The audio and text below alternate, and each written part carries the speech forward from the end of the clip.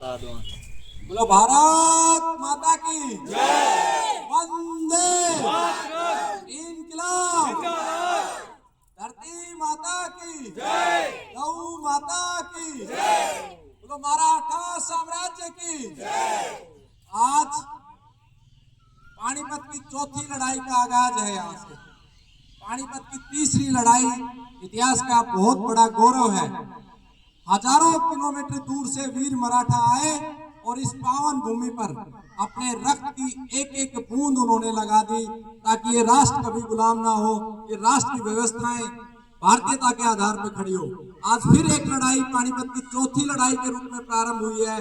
माता जी के मार्गदर्शन में ये लड़ाई चल रही है और इस लड़ाई के जो मुख्य बिंदु है सभी साथियों को मैं बताना चाहता हूँ। हमारे देश में आजादी के बाद भी आज कानूनों का इतना दुरुपयोग है, कानूनों में इतना भेदभाव है जिससे आम जनमानस का जीवन दुभर हो गया है।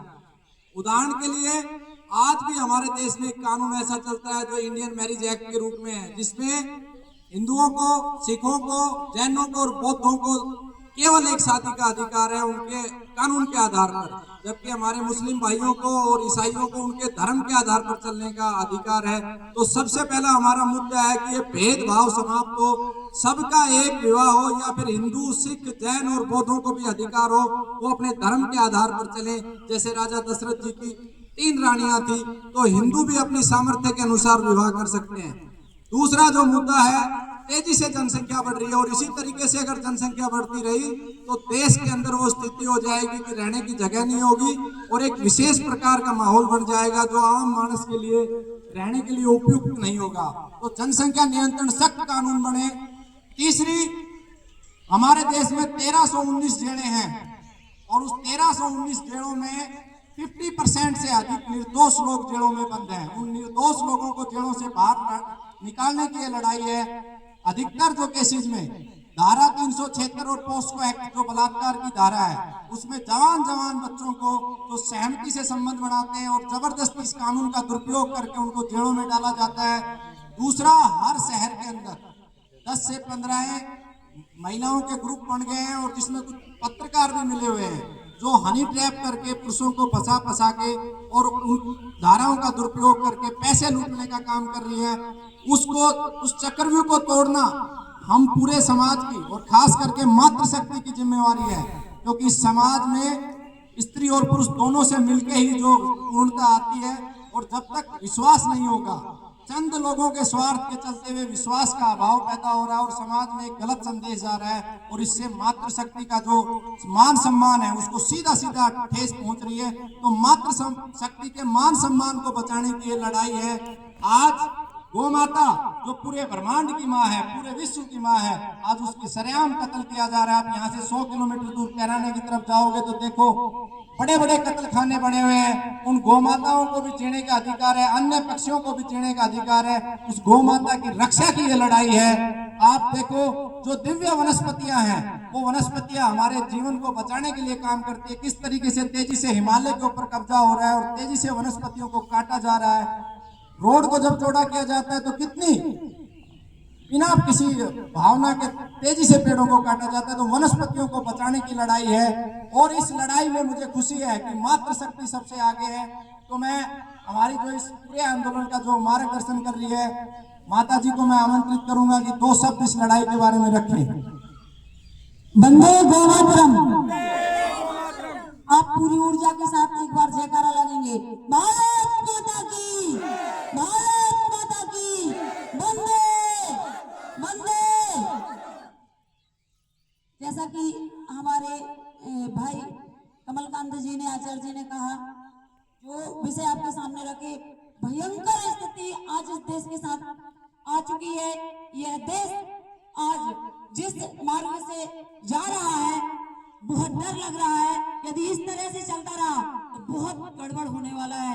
इसलिए जागिए, जल्दी से जल्दी चैतन्य मुद्रा में आइए और आकर अपनी शक्ति को पहचानिए, क्योंकि झूठे कानून, झूठे आरोप जब तक लगाते रहेंगे हिंदू या हम सब अच्छे से आगे नहीं बढ़ सकते। हमारा जीवन अस्त व्यस्त चल रहा है।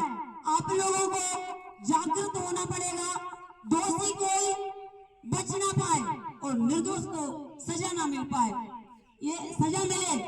जो तो ये सभी इस आंदोलन का जो लक्ष्य है, झूठे बलात्कार के केस जो चल रहे हैं, इन पे हम लोग मांग कर रहे हैं सरकार से कि ये बलात्कार के केस इन सभी में सरकार सख्त से सख्त कानून बनाए। चिकित्सा के में भी जो गड़बड़ी चल रही है प्रत्यापन की, उसमें भी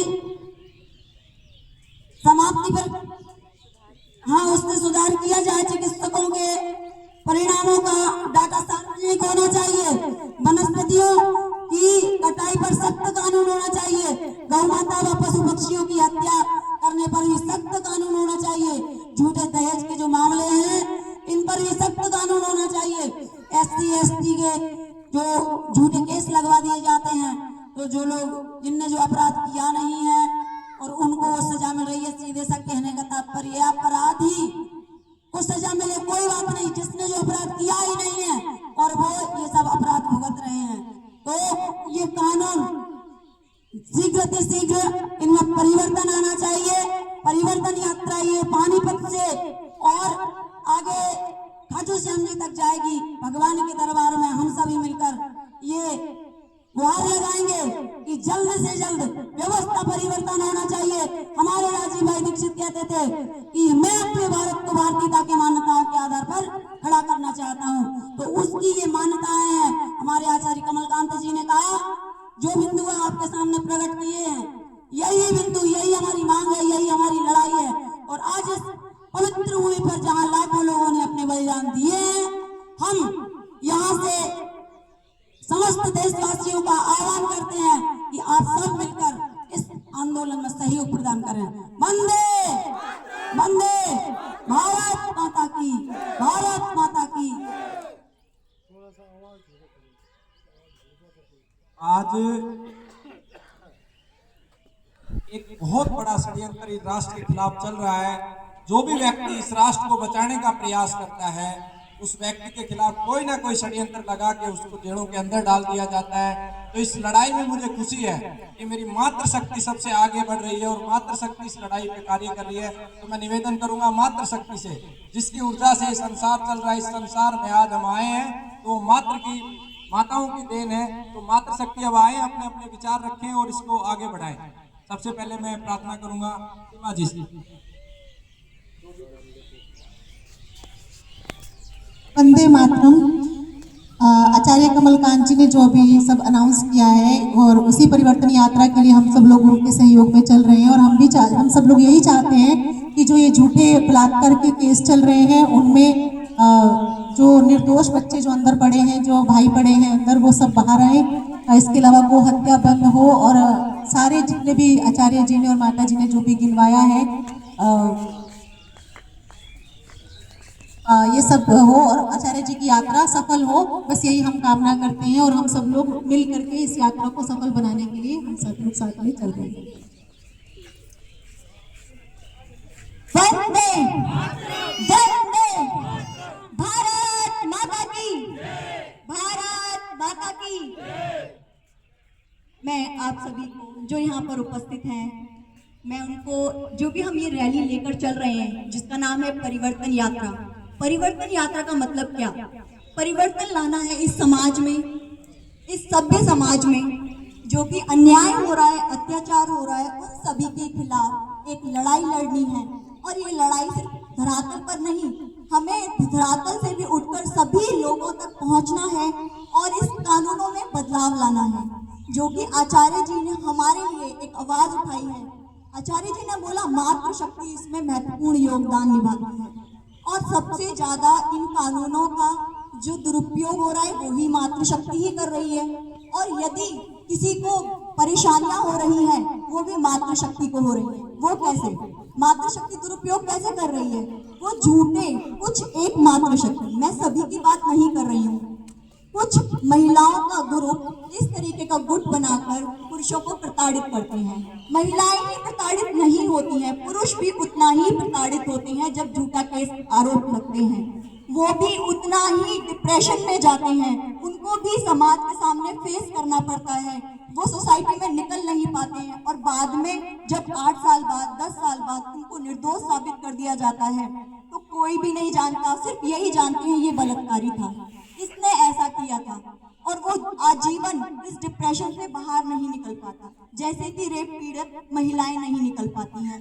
तो आचार्य जी का पहले यही है कि जो झूठे केसेस में फंसे हुए हैं, और आप गूगल करके देख सकते हैं, आप डाटा उठा के देख सकते हैं, 65 जो केसेस दर्ज हुए हैं अभी तक भारत में, वो सिर्फ फॉल्स केसेस थे, उनका कोई तथ्य नहीं था।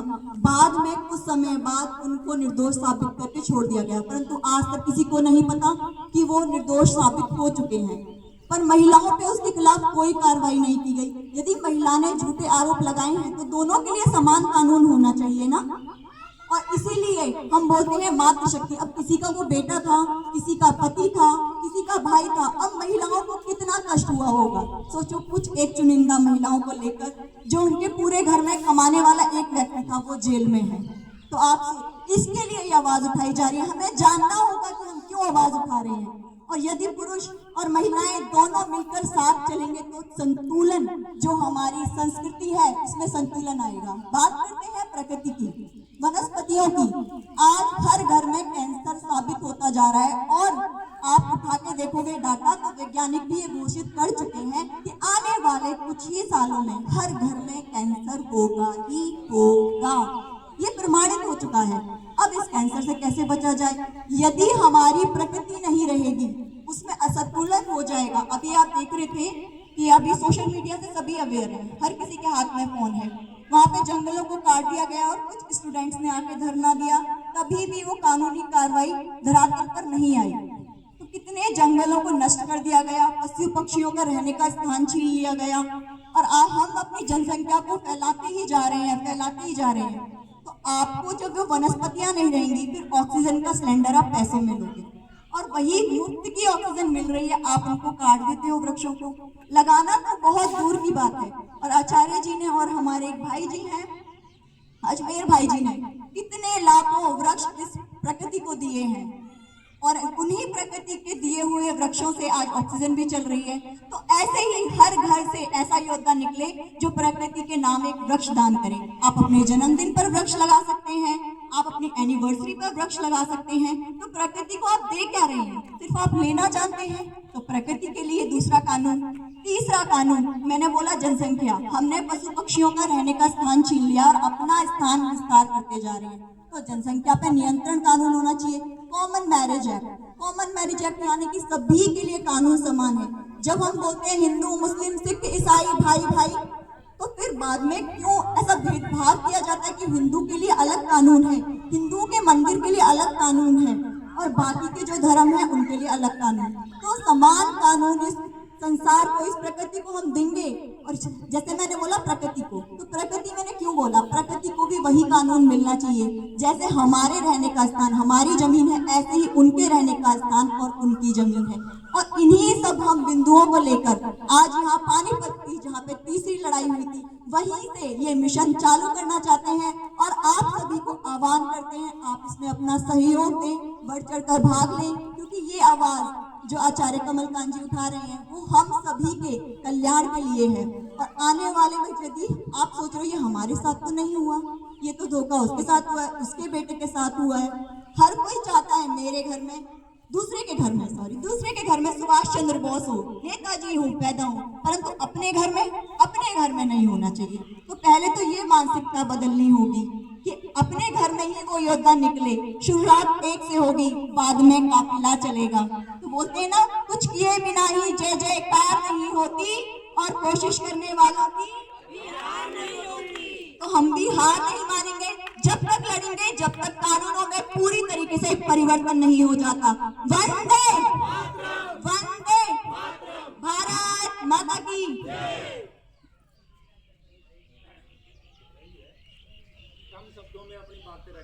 भारत माता की वंदे वंदे। देखिए, बलात्कार का जो एक कानून है, इसका दुरुपयोग कर रही हैं हमारी बहनें।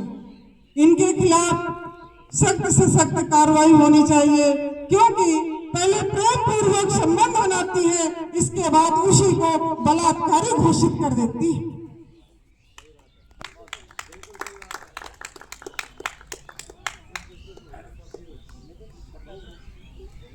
तो सभी ने बहुत अच्छी अच्छी बातें बोली, और ये वो पावन भूमि है जिस भूमि से मराठाओं की रक्त की एक एक कण इस भूमि के अंदर है, और अथाह ऊर्जा यहाँ से है, और यहाँ से एक संदेश लेके इस मिट्टी का तिलक लगा के हम